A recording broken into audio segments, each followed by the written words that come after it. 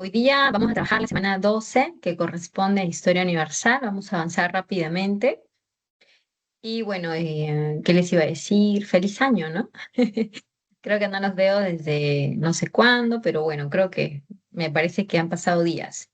¿Ya? Entonces, buenas tardes con todos. Espero que estén muy bien. Y ya vamos a estar iniciando. Ok, ya. Ahí está, ya puedo compartir. Los dejo por aquí y vamos con la clase. Hoy día vamos a trabajar desde las ideologías del siglo XIX hasta la Primera Guerra Mundial. Las ideologías del siglo XIX son ideologías políticas que van a surgir a causa de, o mejor dicho, a consecuencia de los cambios que se van a dar en el siglo XIX. Estos cambios están relacionados con lo que es el proceso de la industrialización. La industrialización como proceso que se va a desarrollar desde el siglo XVIII va a generar cambios económicos, sociales, políticos y a causa de eso van a comenzar pues a, digamos, manifestarse, ¿no? Estas ideas que van a representar los intereses de ciertos sectores, por ejemplo, ideologías que corresponden a la burguesía, como lo es el nacionalismo o el liberalismo, pero también hay ideologías que corresponden a lo que son los sectores tradicionales, la nobleza y el clero, los militares, y eso es el conservadurismo. O hay ideologías que representan a la clase trabajadora, ¿sí? La clase trabajadora que son los obreros, ¿no? Y esas ideologías son el anarquismo y el socialismo.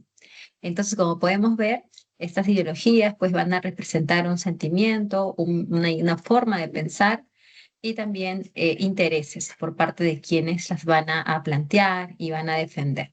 ¿Ok? Entonces vamos a ver el liberalismo. El liberalismo ya lo conocemos porque recoge las ideas que vienen de la Ilustración. Tú recuerdas que la Ilustración te hablaba de usar la razón para generar un pensamiento crítico y eso te va a permitir criticar, ¿no? La sociedad, la economía, la política para encontrar los errores que tiene y en base a eso cambiarlo. Porque a los liberales algo que les gusta mucho o de lo que van a hablar mucho es de los cambios que se tienen que dar.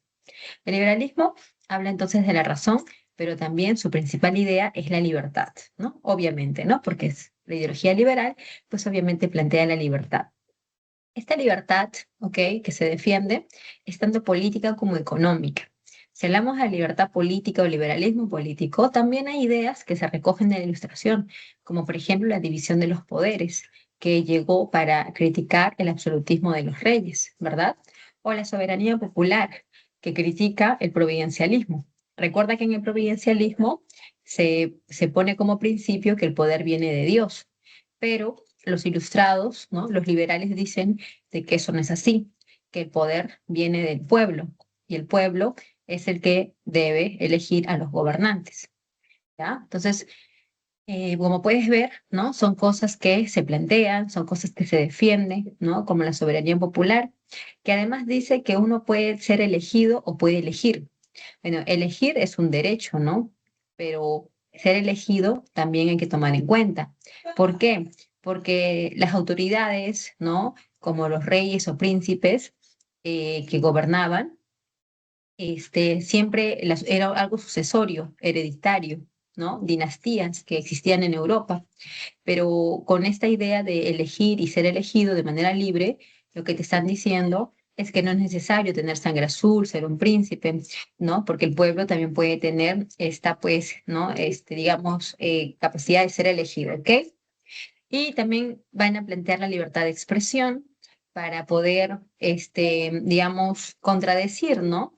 Lo que era la censura en Europa, ¿no? En Francia, por ejemplo, tú sabes que la Revolución Francesa se desarrolló también porque la población, además de tener hambre, ¿no? Además de tener un rey absolutista, también no había libertad, ¿no? Porque siempre habían castigos, habían torturas para aquellos que criticaban los privilegios de la nobleza o del clero o del rey.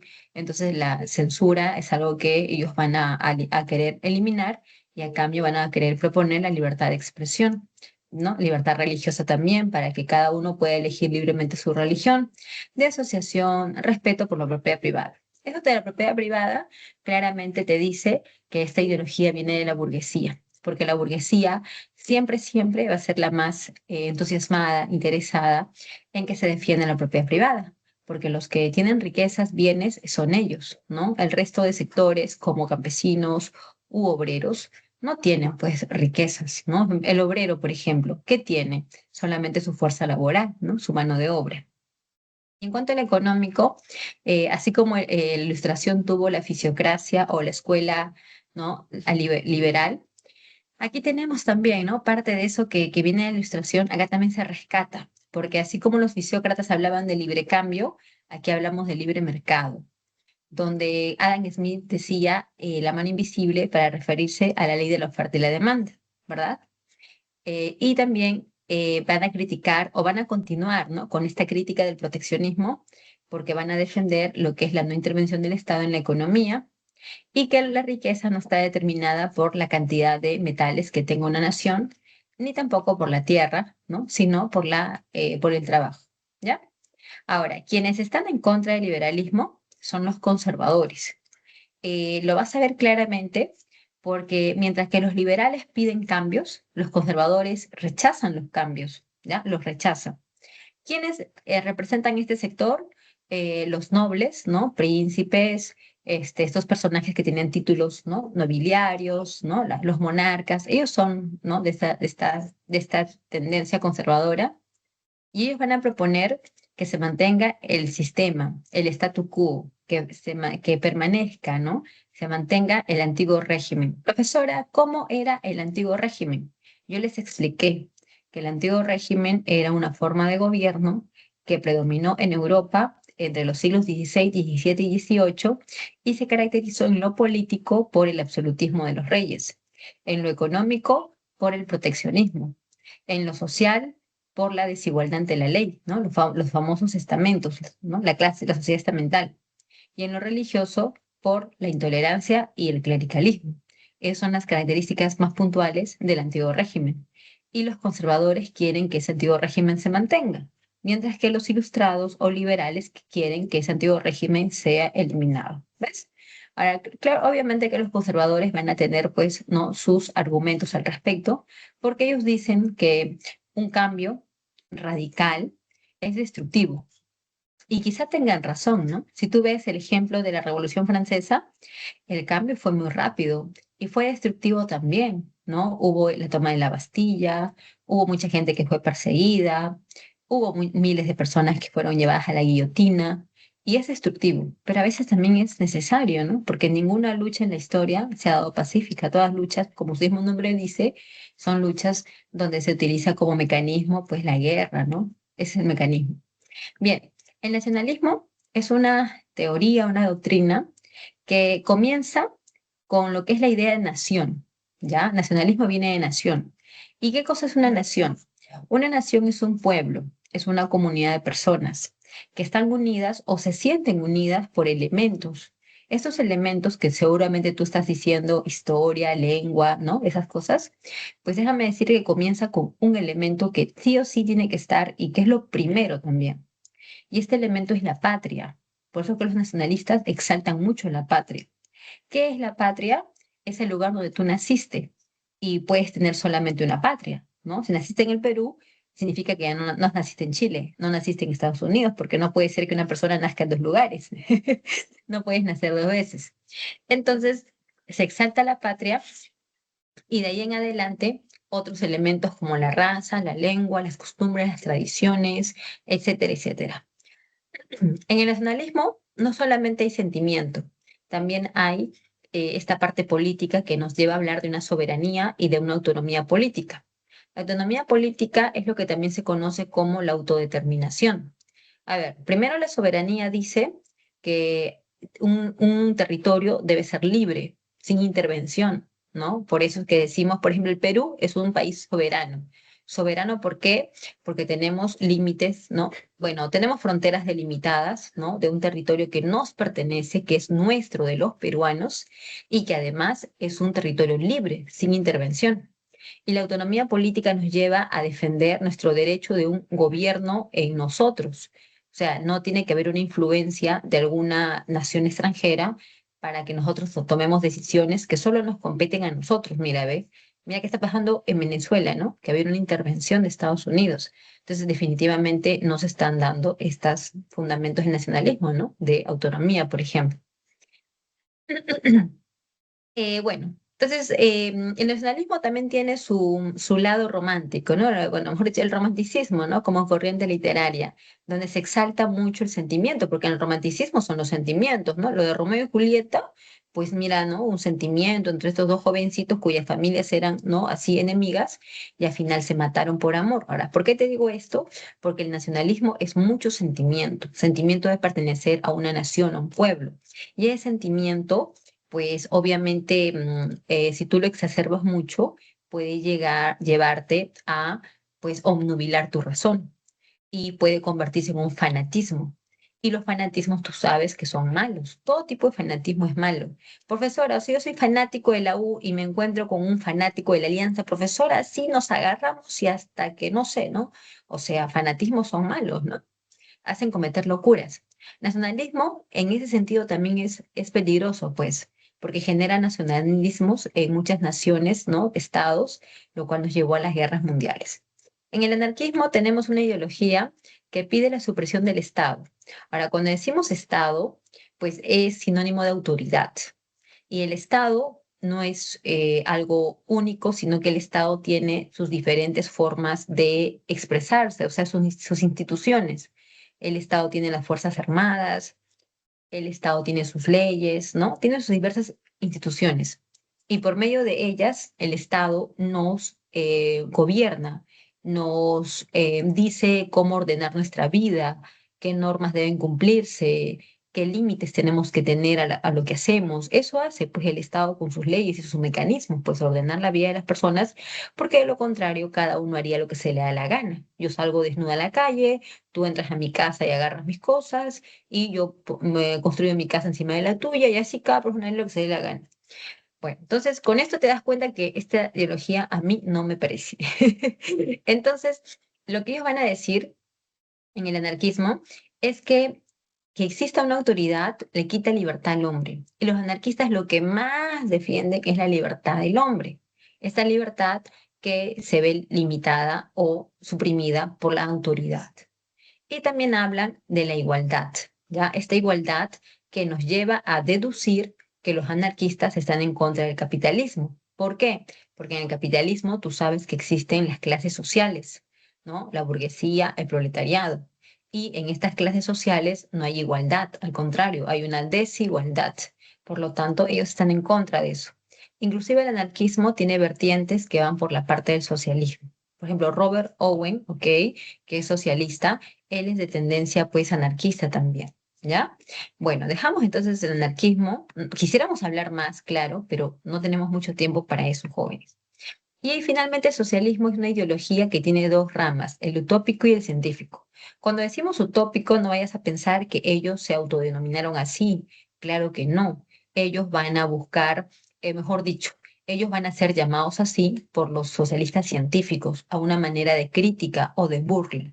¿Ok? Tanto los que son utópicos o científicos están en contra de la propiedad privada, quieren eliminarla. ¿Y por qué? Porque piensan que eso origina a las clases sociales. ¿Y qué hay de malo que hayan clases sociales? Que las clases sociales son las que generan la desigualdad entre los hombres. Eso hace que en el mundo existan personas que tienen todas las riquezas, todos los bienes, y personas que no tengan nada, que solamente sean dueñas de su fuerza de trabajo, ricos y pobres.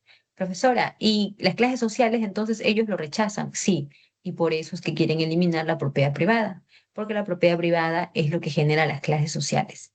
Ahora, ellos quieren eliminar la propiedad privada para reemplazarlo por una propiedad colectiva, pero el chiste es cómo hacer eso, ¿sí o no? Claro, pues ¿cómo lo hacemos? Los utópicos hablan de lograrlo por medios pacíficos y es ahí donde ellos fallan, pues fallan ¿por qué? Porque en la historia nada se ha logrado por medios pacíficos, siempre ha sido utilizando violencia, ¿ok? Guerras.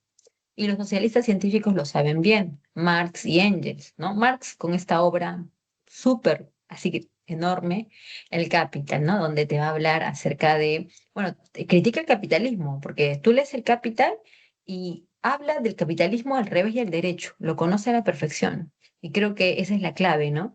Conoces a tu enemigo para poder criticar a tu enemigo y poder derrotarlo, ¿no? Entonces, en el Capital de Marx se habla mucho de lo que es, cómo funciona el sistema capitalista, ¿no? Y y los defectos que tiene, y por eso es que ahí va la crítica.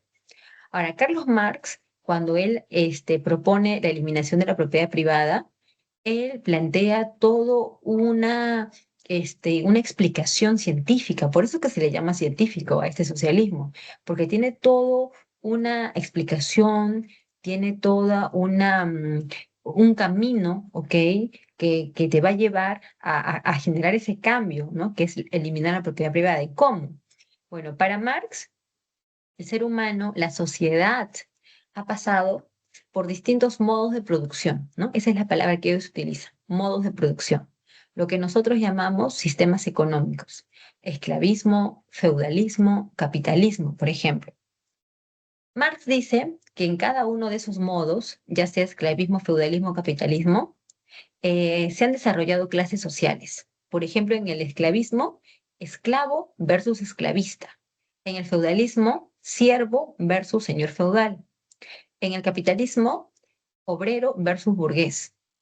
Ok, entonces en cada uno de ellos se han dado estas clases sociales. Vamos a ver el esclavismo, ¿no? Donde existía el esclavo y el esclavista. Durante este sistema del esclavismo, entre esas dos clases sociales había un antagonismo. Si te das cuenta que hay un antagonismo, ¿verdad? El esclavo quiere liberarse y el esclavista quiere seguir, pues, explotándolo. Entonces, hay un antagonismo. Ese antagonismo va a generar el enfrentamiento entre ellos, la lucha entre ellos. Y como consecuencia de eso, el feudalismo cayó como sistema económico en el mundo. Dio paso al feudalismo, donde también encontramos dos clases sociales, los siervos y los feudales, que también van a tener una contradicción. Y por esa contradicción, bueno, enfrentamientos se enfrentaron, ¿no? Y el feudalismo también llegó a su final para dar paso al capitalismo. En el capitalismo, los obreros y los burgueses también están en una contradicción. Los burgueses quieren generar nuevos sistemas de explotación y los proletarios quieren, pues, lograr mejoras en sus condiciones laborales. Entonces, esta contradicción también va a llevar a que al capitalismo caiga. Pero para que el capitalismo caiga, tiene que mirar atrás cómo cayó el feudalismo y cómo cayó el esclavismo. Y el esclavismo y el feudalismo, ¿cómo cayeron? Cayeron con procesos de guerras, de conflictos entre esos sistemas o clases sociales. Pues esa fue la fórmula, los enfrentamientos, esa dinámica, ¿no? De lucha, ¿no? La lucha de clases, como bien dicen los socialistas, es lo que llevó, pues, ¿no? A la caída de esos modos de producción. Entonces, si el feudalismo y el esclavismo cayeron, ¿qué te dice la lógica? Pues que el capitalismo también va a caer. Y cuando caiga el capitalismo, no va a ser por un tema de paz, va a ser por la lucha de clases y por una revolución que tiene que venir de parte del proletariado. ¿Ok? Esa revolución del proletariado nos va a llevar a la dictadura del proletariado, donde no van a existir partidos políticos, ¿no? Sino solamente un partido único en el poder. Y esta primera fase ya es la fase socialista, donde van a ocurrir cambios, muchos cambios que se esperan. Y cuando ya los cambios se consoliden y se logren, ya pasaremos a la sociedad comunista, a la fase comunista, donde ya no habrán clases sociales porque tampoco habrá propiedad privada. Las revoluciones liberales son procesos revolucionarios donde lo que se enfatiza es la libertad, donde lo que se enarbola es la libertad. Y quienes van a estar detrás de esto son los burgueses. Vamos a ver el caso de Francia bueno, el caso de Francia nada más, ¿ok? Hay antecedentes como lo que pasó en el 20 y en el 25, donde, por ejemplo, en España, ¿ya? Hubo un levantamiento liberal contra Fernando VII. Tú recuerdas que Fernando VII era el rey de España cuando su padre, Carlos IV, le entregó la corona. Y después Fernando VII fue invitado a Francia y Napoleón III lo tomó prisionero. Cuando Fernando VII recupera su libertad, regresa a España y las medidas liberales que había tomado las Cortes de Cádiz, ya Fernando VII lo abolió. Entonces quiso restablecer el absolutismo, pues, pero en España ya no querían el absolutismo, porque el absolutismo estaba caduco ya, y estaba llegando a su final en muchas partes. Iba a haber un levantamiento contra él. ¿ya? También tenemos la independencia de Grecia, ¿no? Que también nos lleva a analizar lo que pasó en la zona balcánica, donde comenzaron a independizarse del Imperio Turco, o sea, Grecia no fue la única, a ella le siguieron las demás naciones, ¿no? De la zona balcánica. Y bueno, vamos a ver qué pasa en la Revolución del 30. Mira, para 1830 en Francia tenemos a Carlos X. Es un rey constitucional, o sea, su monarquía es constitucional. Carlos X como rey va a enfrentar muchos problemas, ¿no? Porque la gente pasaba hambre, no tenía empleo y la gente quería más libertad. Carlos X no quería darle a la gente nada de lo que la gente quería. Carlos X, al contrario, quería restablecer el absolutismo. Esas eran sus intenciones. En 1830, cuando Carlos X convoca a elecciones para renovar la Cámara de Diputados, va a ocurrir que los ganadores a la Cámara van a ser puros diputados de tendencia liberal. Y a Carlos X eso no le convenía, es algo que él no esperaba, porque lo que él quería era pues tener diputados que lo ayuden en su intención por regresar al absolutismo, eso es lo que él buscaba, pero con una Cámara donde los diputados sean liberales, él no iba a poder hacer lo que quería. Es por eso que, asesorado por sus ministros, desde el pueblito de Saint-Cloud va a promulgar estas ordenanzas en donde él aplica censura a la prensa para que pues, los medios de comunicación no informen, ¿no? De sus actos como gobernante. La Cámara de Diputados no solamente las elecciones las anuló, sino que la Cámara también las disolvió y también limitó el voto más, ¿no? El voto que ya era bastante reducido, como lo llaman censitario, ¿no? Lo limitó aún más. Todas estas acciones tan arbitrarias generó que el pueblo iniciara un proceso revolucionario. 27, 28 y 29 de julio se le conoce como las Jornadas Gloriosas Revolucionarias, donde la gente salió a las calles en París. En esta Revolución del 30 es donde sale la imagen de la libertad enarbolando la bandera de Francia, ¿ya? Y esa imagen es la que es más conocida cuando hablamos de la Revolución Francesa, pero es de la Revolución de 1830. Bueno, al final, Carlos X fue derrocado y la burguesía va a colocar en su lugar a un nuevo rey, pero ahora que es constitucional, o sea, otra vez, ¿no? Restablecer lo que es la monarquía constitucional. Este rey es de la dinastía de los Orleans, es Luis Felipe de Orleans, que asume el trono como Luis Felipe I. Entonces tienes que entender que con esto está llegando a su final en Francia la dinastía Borbón. ¿Ya? Y Felipe I es conocido como el rey burgués porque la burguesía lo eligió, algo que es muy raro, porque tú dices, profesora, pero no se supone que la burguesía opta por un gobierno como república, algo que sea un gobierno liberal. ¿Por qué eligieron una monarquía? Por conveniencias, ¿no? Y no se esperaba esto tampoco. Entonces, a este rey, Luis Felipe I, lo van a conocer como el rey burgués. Entonces tenemos, ¿no? Que la Revolución del 30 nos deja como consecuencia que cae la dinastía Borbón y que esto se replica en otros lugares como Alemania e Italia. Miren, les voy a contar el caso de Alemania, ¿ya? Porque es uno de los más importantes que tienes que saber, aunque sea un poco para que entiendan. Alemania no siempre fue Alemania. Siglos atrás, en el siglo IX, cuando Luis el Piadoso desintegra el imperio carolingio en Verdún, nace lo que es el Sacro Imperio Romano Germánico, que fue entregado a uno de sus hijos, al que era Luis el Germánico. Entonces, ese Sacro Imperio Romano Germánico estuvo debilitado durante todo lo que fue la Edad Media, porque recuerda que durante esa etapa quienes tenían más poder eran los nobles, los feudales. Entonces, esos reinos estuvieran así debilitados. Ya en los tiempos de Napoleón, cuando Napoleón fue emperador de Francia en Europa, Napoleón a todos estos reinos que eran germánicos los unificó o no los llamó la Confederación Germánica, ¿no? No unificó, pero sí todos estos reinos fueron conocidos, ¿no? Organizados en torno a la Confederación Germánica. Y ya cuando Napoleón fue derrotado, ¿no? En Waterloo, toda esa Confederación Germánica fue convertida en la Confederación del Rin. Y así pasó el tiempo. Ahora, lo que va a pasar en estos reinos germánicos, que eran 39, ¿ya? Es que van a comenzar a enarbolar lo que es los sentimientos de la libertad y del nacionalismo. Y que en ese lugar, ¿no? Entre ellos va a quedar eh, mm, va a tener mucha aceptación. ¿Sabes por qué? porque estos reinos germánicos tenían la misma lengua, la misma historia, eran la misma raza, las mismas tradiciones, compartían un montón de elementos. Entonces ellos dicen, ¿por qué no nos unificamos si compartimos todos estos elementos que nos hacen ver como un solo pueblo? Entonces ahí comienzan estas ideas de la unificación de Alemania, pero el problema sería quién lo realiza, porque tiene que haber un liderazgo, tiene que haber un reino que se encargue de eso. Y entre todos los 39 reinos germánicos, los más fuertes eran Austria y Prusia, ¿no? Eran los más fuertes para lograr la unificación. Al final, tú sabes que no puede haber un liderazgo doble y Prusia y Austria se enfrentan, ¿ya? Se enfrentan y en la batalla de Sadowa, Austria es derrotada por Prusia. Prusia estaba así, así de poquito para ya consolidar la unificación de Alemania, pero la presencia de Francia también es un peligro, porque Francia está al costado de Alemania y Francia en ese momento era la segunda potencia del mundo, ¿no? Era el segundo imperio colonial más importante del mundo.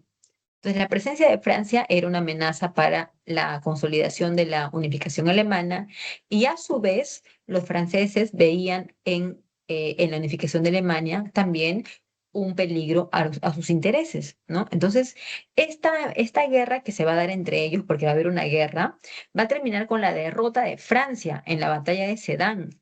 Cuando Francia es derrotada, pues Francia colapsa porque su imperio, ya el segundo imperio francés de Napoleón Bonaparte, va a llegar a su final, ya va a llegar a su final y los franceses van a establecer su tercera república, ¿no? La tercera república francesa. Y, ¿qué te digo? Y en el caso en el caso de Prusia, se va a unificar convirtiéndose en el primer imperio alemán. Y el gestor de todo esto es el ministro eh, Otto von Bismarck, ¿ya? Él es el digamos, lideró todo este proceso de unificación de Alemania. Ok, entonces ya vimos ese caso para que veas lo importante que son las revoluciones liberales. Y también tenemos el caso de Francia en el año 48. En el año 48, Luis Felipe I tiene muchas críticas porque su gobierno no ha sido lo que se esperaba. Solamente se ha encargado de apoyar a la alta burguesía y no a la pequeña burguesía, no a la clase obrera, a la clase campesina tampoco. Entonces, eso sumado al desempleo, a la falta de alimentos, ya todo eso va a conllevar a que vayan muchas críticas ante él y muchas conspiraciones contra él, ¿no? Contra el rey. Entonces, lo que hace Luis Felipe I es comenzar a prohibir las reuniones, ¿no? Así de manera libre. Comienza a prohibir hasta los banquetes, porque muchos de esos banquetes no eran más que reuniones políticas disfrazadas de banquetes. Entonces, esta situación, el rey lo hizo para evitar, pues, una conspiración contra él.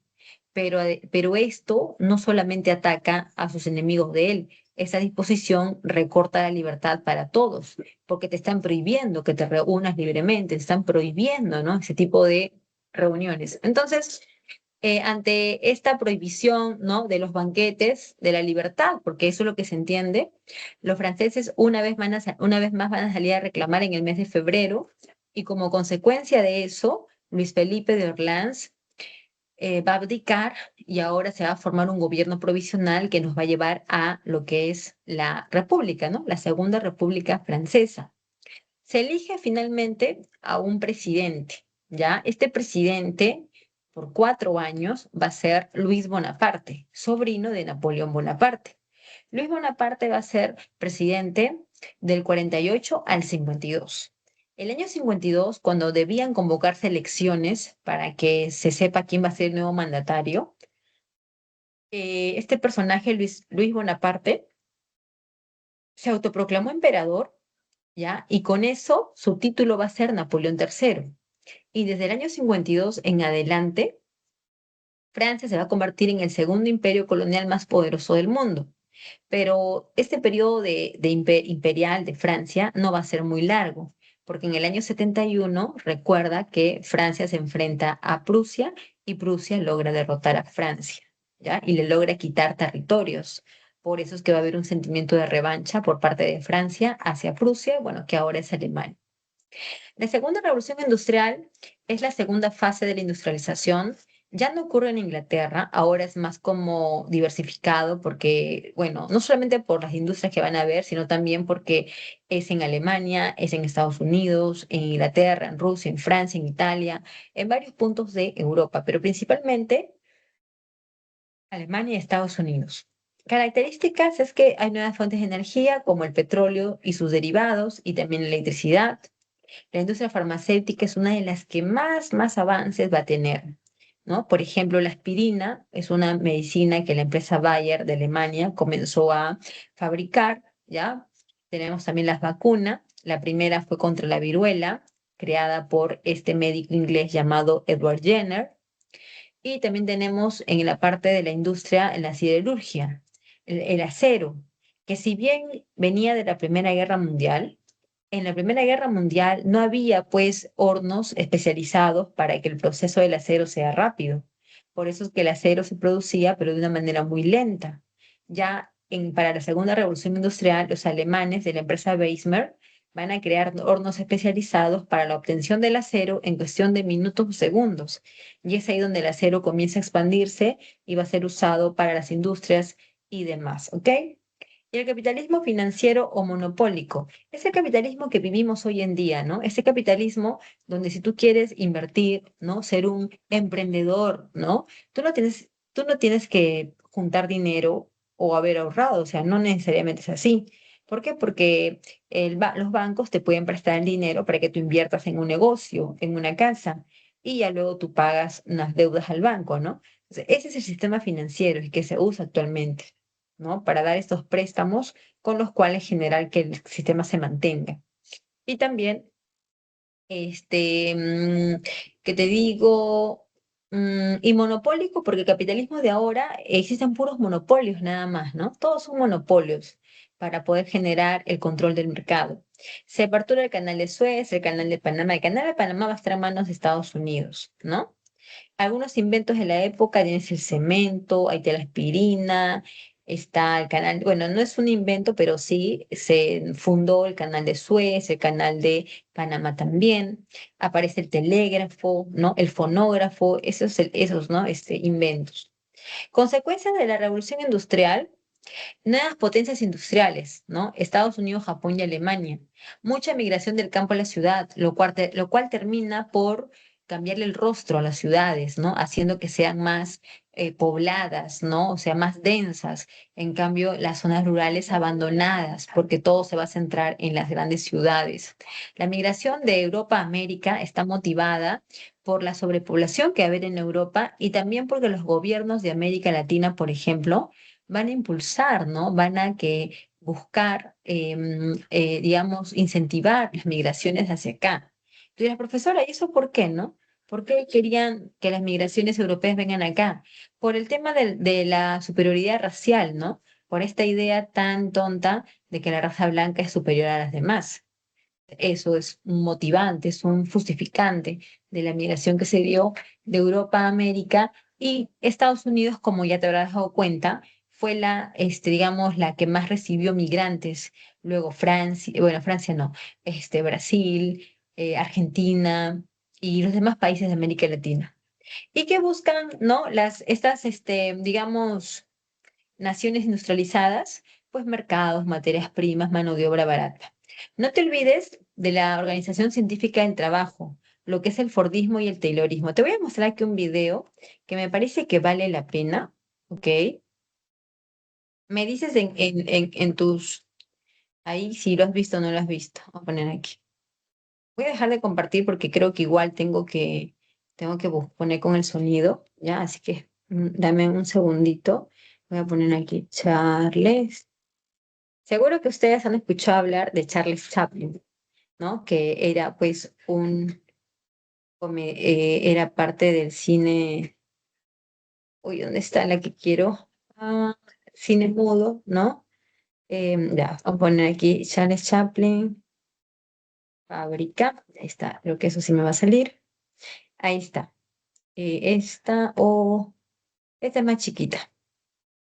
Tiempos modernos, ya, se llama así la pequeña película, porque estas películas, cuando la industria cinematográfica nace, las películas eran cortos nada más, ¿no? No es como las películas de ahora, pues que duran 1 hora y media, 2 horas. Antes eran cortos nada más.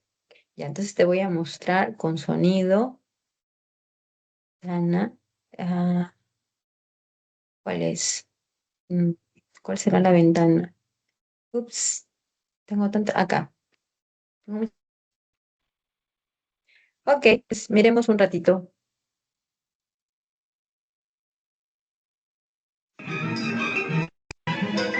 Atención, capataz. Acuda. Bueno, bueno, a mí me causa mucha risa. No sé si a ustedes no les gusta ese cine, es otro el gusto de ustedes, pero las películas de Charlie Chaplin, si bien son comedia, pero tienen un mensaje, ¿no? Muy interesante. Y justo ese es el punto, pues, que estábamos ahora aquí viendo acerca de lo que es el Taylorismo y el Fordismo, ¿no? Estas dos formas de organización científica del trabajo. Mira. Todo esto tiene que ver con el automóvil. El automóvil es un invento de la segunda revolución industrial y aparece en Estados Unidos. Una de las empresas pioneras fue la de Henry Ford, ¿ya? La empresa Ford. Esta empresa vendía sus autos al mercado, pero como eran muy costosos, a pesar de que la gente quería adquirir un auto, no podían por el precio. De Henry Ford pensaba cómo hacer para que el precio se abaratara y así poder vender más mercados, tener más ganancias y hacer crecer su negocio. Pero eso no iba a ser posible, ya que para ensamblar un automóvil el tiempo era largo, ¿no? Para que los obreros pudieran ensamblarlo. Entonces, haciendo como un promedio, se tardaban en ensamblar un automóvil 2 semanas, imagínate, ¿ya? Algo así. Vamos a ponerlo eso. Ahora, cuando se crea la cadena de montaje, ¿ya? El sistema de cadena de montaje, lo que se buscó fue, digamos, especializar la mano de obra del obrero. El obrero era la persona que trabaja en la fábrica y que tiene que conocer las distintas partes del proceso para ensamblar un auto, ¿no? Así tenía que ser. Pero eso genera pérdida de tiempo. ¿Por qué? Porque mientras el obrero se encarga de una parte y luego se pone a hacer otra, el tiempo va pasando y así se vuelve muy largo ensamblar un auto. Pero si lo haces así como viste en Charles Chaplin, ¿no? En su película que cada obrero se encarga solamente de una parte y se concentra solamente en eso, el proceso para ensamblar el auto va a ser mucho más rápido. Y efectivamente así fue. ¿Ok? De tal manera que con la cadena de montaje, que es producir en serie, si antes de la empresa de Henry Ford salía un automóvil cada 2 semanas, pues imagínate que con esta cadena de montaje salía un automóvil cada 2 minutos. O sea, y creo que estoy exagerando, pero en realidad la diferencia fue muy grande, abismal. De esa manera el precio del automóvil, que en esos años se vendió mucho el famoso modelo T, ya abarató su precio, la gente compró mucho más, la empresa tuvo más ganancias y creció la empresa de Henry Ford, conociéndose hasta fuera de Estados Unidos, ¿no? Convirtiéndose en una multinacional. ¿Pero a costa de qué? A costa de la explotación de los trabajadores. Porque como viste en Charles Chaplin se alzaba la axila porque le picaba o porque algo le molestaba o le pasaba una mosca encima, perdía tiempo que sus supervisores lo castigaban por eso, ¿no? Llamaban la atención. Entonces, ese es el mensaje de la película y también esto fue, ¿no? Parte de estos sistemas de organización científica del trabajo. Bien, hay varios inventos en la segunda revolución industrial, ¿ok? Las vacunas, la industria farmacéutica, siderúrgica, el automóvil, etcétera, etcétera. Y también hay consecuencias, ¿no? Como que Estados Unidos, Japón y Alemania se consolidan como las nuevas potencias, las fuertes migraciones del campo a la ciudad y de Europa a América, y todo eso nos lleva al imperialismo. El imperialismo es una forma de gobierno donde una potencia industrializada, una nación industrializada, busca ponerse encima de otras que no son industrializadas, ¿ya? ¿Para qué? Para convertirla en su colonia o en parte de su dominio y así aprovechar sus recursos, sus materias primas, su mano de obra y sus mercados. Estos imperios coloniales que se van a formar son extensos. Tienes el de la Reina Victoria, el de Francia o el de Alemania. Y este imperialismo también es conocido como neocolonialismo, porque tienes que diferenciarlo del colonialismo del siglo XVI, donde participaron España y Portugal. ¿Ya? Este neocolonialismo o imperialismo es del siglo XIX. En este imperialismo, aparecen las empresas multinacionales, que son las que tienen su sede en el lugar donde fueron originadas, como Estados Unidos, Alemania, Japón, ¿no?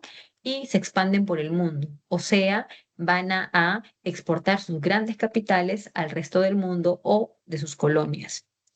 Y también tenemos aquí que en las causas hay búsqueda de materias primas, mercados, hay una sobrepoblación en el imperialismo, lo cual lleva a la migración europea.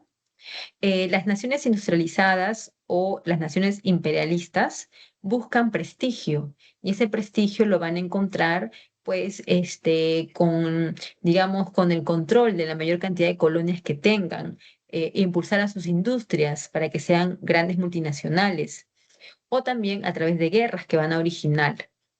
Y en cuanto a lo ideológico, hay mucho nacionalismo. Mira, seguro que en la Primera Guerra Mundial tú me vas a decir, profesora, el nacionalismo fue exacerbado en Alemania.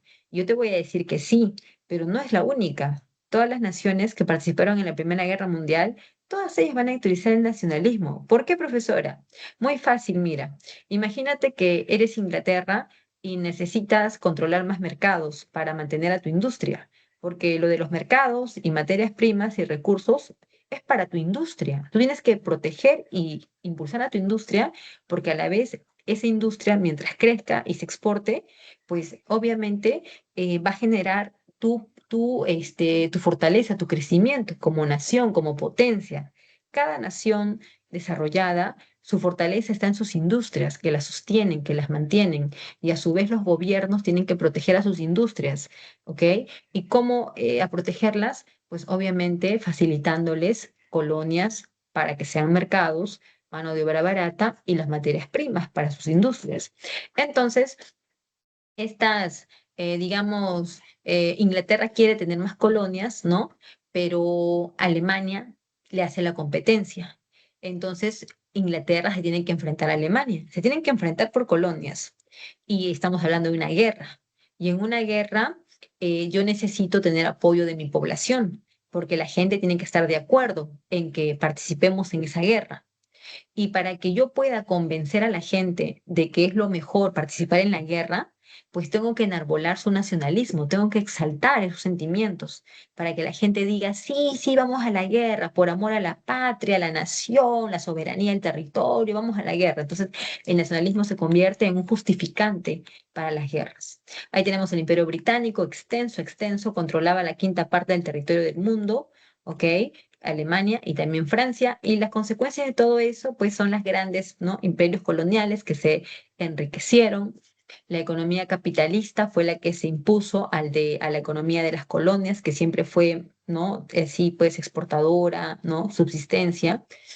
Tensión entre las grandes potencias, por ahí van a darse las guerras mundiales, gobiernos autoritarios que fueron puestos en las colonias, ¿no? Además que eran autoritarios, también eran títeres, y un evento que también marcó esta etapa fue la Conferencia de Berlín, eso en Alemania, impulsado por Otto von Bismarck, donde se dio el reparto de África. ¿Ya? De tal manera que Inglaterra y Francia fueron las más beneficiadas y Alemania no lo fue. Entonces, pues este mal reparto va a generar tensiones que van a conllevar a la Primera Guerra Mundial.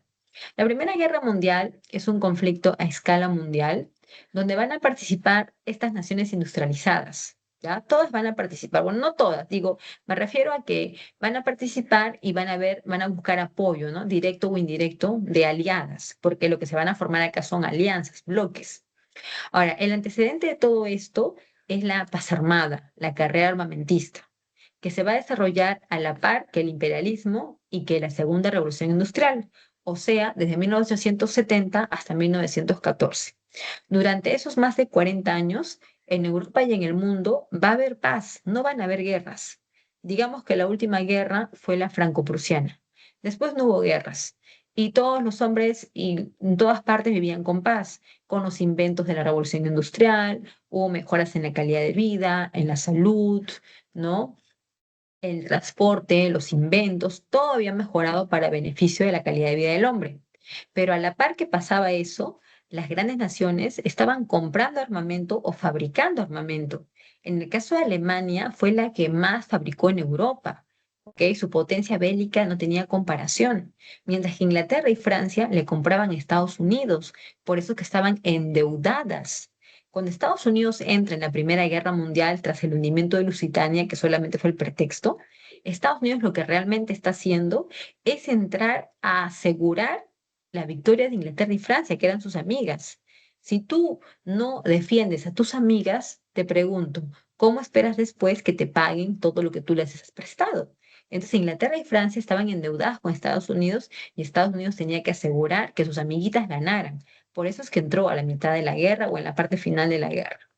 Ahora, si tú ya sabes que va a haber una guerra, porque para eso te estás armando, tienes que buscar amigos para que te defiendan al momento de la guerra. Ahí nace la Triple Alianza y nace la Triple Entente. La Triple Entente, que comenzó como entente cordiale entre Inglaterra y Francia, luego tuvo la alianza también del Imperio Ruso, y ahí se formó Triple Entente. Ya después Estados Unidos, Japón, ¿no? También se van a sumar, al igual que Italia, por ejemplo. Y en la Triple Alianza tenemos Alemania con, bueno, Imperio Alemán, el Imperio Austrohúngaro, el Imperio Turco y también Italia, que se cambió de bando. Muy bien, acá tenemos la galería de los reyes o monarcas, emperadores que van a participar durante esta etapa, Francisco José de Austria. Ya. Mira, antes que te mencione lo de los procesos, te quiero comentar un poco de lo que pasaba en la zona balcánica. La zona balcánica es la zona donde están ubicadas estas naciones como Rumanía, Serbia, Albania, Grecia, Bulgaria, Montenegro. Estas naciones durante más de 2 siglos estuvieron controladas por el Imperio Turco, ¿ya? Hasta que a inicios del siglo XX se independizaron. Una vez que en estos lugares ya se habían independizado, van a comenzar a estallar movimientos nacionalistas y en algunos casos hasta grupos terroristas. ¿Por qué, profesora? A ver, ponte en el lugar de ellos. Imagínate que tú eres serbio o rumano o croata, ¿no? Albano, y tú te acabas de independizar de un imperio poderoso. Tú quieres gozar de tu libertad. Tú no quieres que otra vez te vuelvan a dominar. Pero eso es lo que va a haber. El imperio austrohúngaro, Italia, el imperio ruso querían controlar esta zona por sus recursos y por su salida al Mediterráneo. Entonces va a haber esta situación, ¿no? De amenaza y por eso que estos pueblos independizados van a comenzar a buscar, ¿no? Estas organizaciones nacionalistas muy exacerbadas y hasta terroristas. Serbia quería formar una integración con los países independizados, a lo que llamaría la Gran Serbia. Y para eso comenzó pues a querer hacer intervenciones, ¿no? En estas naciones de acá. Al costado de Serbia, ya creo que aquí no está muy, no se ve acá, ojalá que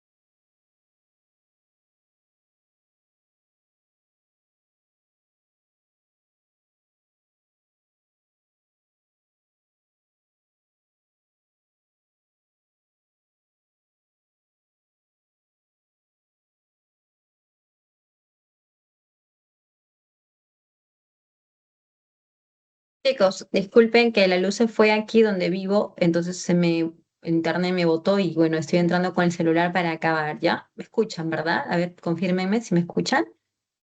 Sí, mi se le escucha. Sí, se lo Ya, escucha, entonces Miss. Ya, voy con la última partecita. Ya, esta parte de esta situación solamente quería decirles que Serbia y Bosnia van a generar ahí una enemistad, ¿no? Por las ambiciones que tenía Serbia de controlar esta zona. Y es ahí donde Bosnia busca la protección del Imperio Austrohúngaro, mientras que Serbia busca la protección del Imperio Ruso, a sabiendas que el Imperio Ruso y el Imperio Austrohúngaro eran enemigos. O sea, acá se genera una zona de tensión. ¿Por qué? Porque si algo pasaba entre Bosnia y Serbia, automáticamente el Imperio Austrohúngaro o Rusia iban a reaccionar apoyando a una o a otra. Y eso fue lo que pasó. El archiduque Francisco Fernando, que fue asesinado en Bosnia, ¿no? En Sarajevo, por un jovencito de nacionalidad serbia, hizo que el emperador Francisco José de Austria le reclamara a Serbia por la muerte de su heredero a la corona. Y es ahí donde Serbia le pide apoyo y protección a Rusia. Y es ahí donde el Imperio Austrohúngaro llama a Alemania y así comienza la Guerra Mundial, ¿no? Por este asesinato del archiduque. Bueno, la primera etapa de la guerra de los movimientos, acá el protagonismo lo tiene Alemania. En el frente oriental derrota a los rusos y eso va a producir que en Rusia se desate su revolución de febrero. Y en el frente occidental, Alemania se enfrenta a los franceses y aquí Alemania es derrotada en la primera batalla de Marne. En la guerra de posiciones, lo más destacado es la guerra de trincheras entre Alemania y Francia desde Suiza hasta el Mar del Norte. Es una guerra estática porque tú no avanzas, te quedas en tu trinchera y se supone que desde ahí tienes que atacar a tu enemigo de la otra trinchera. Las armas o industria bélica aquí que digamos, se va a crear son los lanzallamas, los tanques, las ametralladoras, los gases, ¿no? tóxicos, entre otros elementos, ¿ya? Y la guerra de trincheras es una guerra de desgaste porque gana el que puede soportar o mantener más ese tipo de guerra que es estática en realidad, ¿no? Por eso se llama de posiciones. Bueno, la guerra ya va a llegar a su final cuando Rusia se retira con el Tratado Brest-Litov y cuando Estados Unidos ingresa a la guerra por el hundimiento de su barco, el famoso Lusitania, que fue hundido por los submarinos alemanes, obviamente porque tú sabes que Alemania había decretado una guerra submarina alrededor de las aguas que rodeaban Inglaterra. Y el Lusitania, que estaba navegando en esa zona, fue hundido por los submarinos alemanes. Estados Unidos ingresó a la guerra, ya te dije que fue para defender los intereses de sus dos aliadas, Inglaterra y Francia, y la guerra se inclinó a favor de los aliados, ¿no? De la Triple Entente. En la segunda batalla de Marne, Alemania fue derrotada. En el armisticio de Compiègne, en Francia, Alemania reconoce su derrota, ¿no? Y al siguiente año, en el Tratado de Versalles, a Alemania se le culpa de la guerra y por lo tanto se le va a imponer unas fuertes sanciones que ya, según la crítica y el análisis, fueron mucho, ¿no? Ya que generó solamente en Alemania un sentimiento de revanchismo, ¿no? Que conllevó a la Segunda Guerra Mundial. Y las consecuencias entre los millones de muertos tenemos también la desaparición de los grandes imperios, la aparición de naciones, ¿no? independientes, desaparecen las dinastías, ¿no? Como los, no sé, Romanov, como los Hohenzollern, desaparecen todas esas dinastías y la sociedad de naciones que va a buscar preservar la paz mundial, pero que va a fracasar, ¿no? Pues ya sabemos que se desató una Segunda Guerra Mundial. Bien, chicos, le doy las claves para despedirme. En la uno marcan la C de casa, en la 2 marcan la A de avión, en la 3 marcan la A de avión también, en la 4 la D de dado y en la 5 la C de casa. Bien, chicos, les disculpas por la falta de luz y ya me estoy yendo, parezco un fantasma. Besos, chicos. Gracias. Bye bye. Nos vemos hasta el otro jueves. Hasta el próximo, Gracias, Miss. Miss. Buenas tardes.